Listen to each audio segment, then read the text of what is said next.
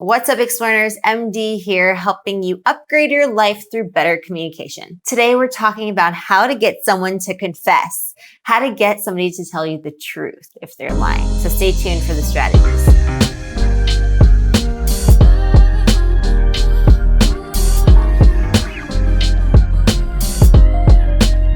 These tips are going to help you in a personal setting. Let's say you're trying to figure out whether your friend is lying to you or whether your child is bluffing, or in a business setting. So these will come in handy in any type of communication situation, be it personal or professional. Let's get right into it. The first thing you do is interrogate. So you ask the question that is probing and that is supposed to reveal something about the event that you're curious about, and to see if the person is going to tell you the truth. So the first thing you do is interrogate, ask that question that is going to probe and get the person to reveal something to you. The second thing you do is to be silent. That's right, leave a gap. So the gap in the conversation, the pause, the silence is going to make the person a little bit uncomfortable. Especially on the East Coast, we are very wary and very uncomfortable when there is a gap in conversation. We don't like silence, so we'll just keep going on and on. When you put that pause there, you're basically making that person so uncomfortable that they end up divulging something. And so what you do is that you don't take the turn that you're supposed to take. You let them step in. And most of the time they will elaborate. They will add more to the answer that they just gave you when you ask them the question. But if you just run in to that statement and start talking and just chime in, then you won't get them to share more than they would have if you left a pause there. So right after you interrogate, you put a gap. Pause. The third thing you do is you come in closer. So you can physically do this with your body by leaning in. Let's say you're at a table and you want to get somebody to tell you something. You can just physically lean in. The other thing you can do is take a step closer to the person. So what this does is it starts to invade the person's personal space. And we're very, in the American context, Western context, we really like our personal space.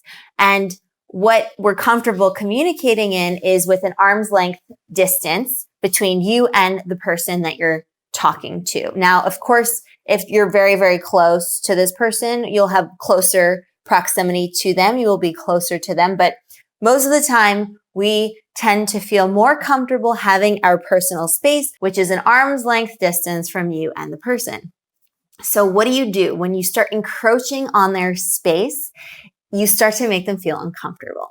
And once the person feels a little bit uncomfortable, they're going to start telling you things, especially if they have a confession to make, right? That is the context that we're looking at right now. So for this purpose, for the purpose of getting them to share something with us, or to spill the beans, or to confess and tell us the truth, encroach on their personal space, because that will get them to share more than they would have. And you've probably seen this in cop shows where the cop is interrogating somebody. They're going to lean in to get them to fess up to something that they've done.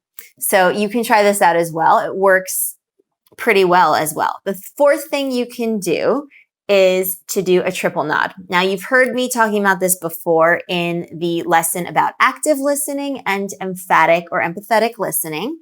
A triple nod is great for having the person that you're communicating with share more. So in other words, you do a triple nod when you want the person to keep speaking. It's a way of encouraging them to continue.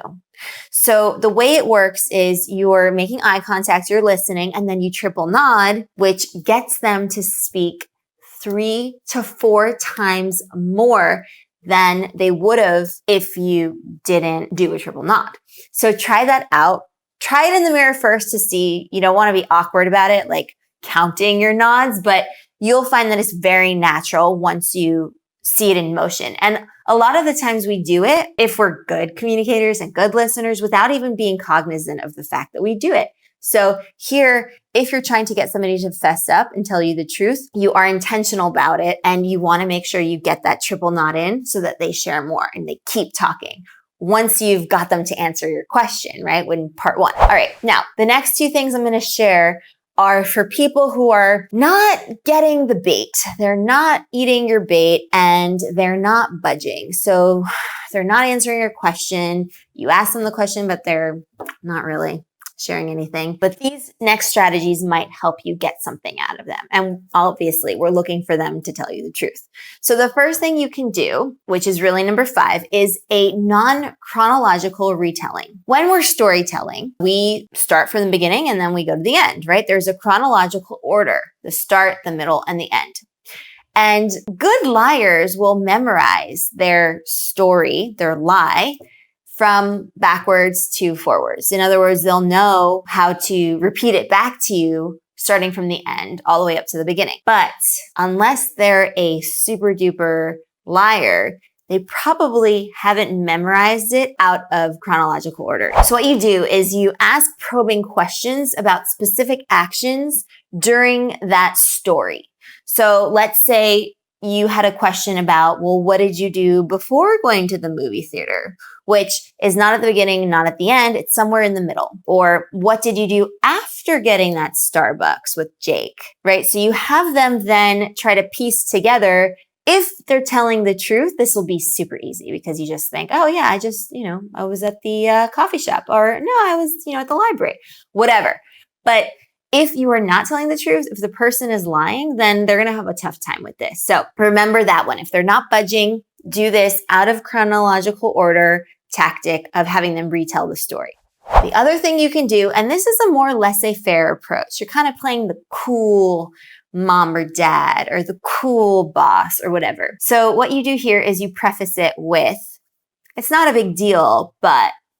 So in other words, you're setting up the person that you're interacting with for making them calm. You're setting them up for telling you something because you need to know, but there won't be serious ramifications or repercussions if they did, in fact, spill the beans. And that's what we want. So we want to set them at ease. We want to make them feel calm so they can share this information with us. And by prefacing it with, it's not a big deal, but I really need to know. It's not that big of a deal, but I really should know about this. So an example, it's not a big deal, but I really do need to know what happened to that report. It's not a huge deal, but I do need to know what happened to those orders placed last week.